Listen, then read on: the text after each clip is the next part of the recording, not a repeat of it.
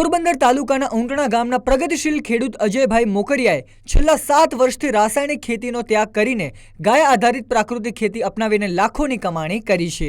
ધરતીપુત્ર અજયભાઈ ગાયના ગોબર, ગૌમૂત્ર અને જીવામૃતના ઉપયોગથી મગફળી, મગ, ચણા અને રાજગરા જેવા પાકોનું ઝેરમુક્ત ઉત્પાદન મેળવી રહ્યા છે।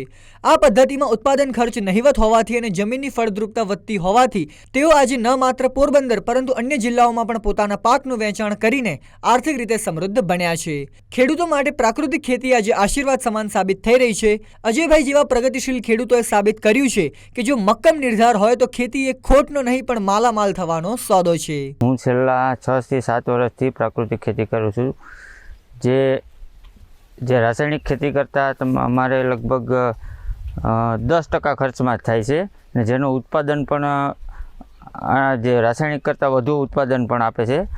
અને અમે જો શિયાળાની અંદર કાળા મગ અને ચણા વાવીએ ને અત્યારે ઉનાળામાં શાકભાજી કરીએ, સાથે તુરિયા છે, પાંદડી છે, ગુવાર છે, રીંગણા છે અને 2 જાતના મગ વાવીએ અત્યારે, લીલા અને પીળા 2 જાતના મગ વાવીએ છીએ, જે બિલકુલ ઝીરો બજેટ ખેતીમાં કરીએ છીએ, જેનો ખર્ચ ઝીરો આવે છે। જે અમે ગાયના છાણ, ગૌમૂત્ર અને છાણથી જ ખેતી કરીએ છીએ।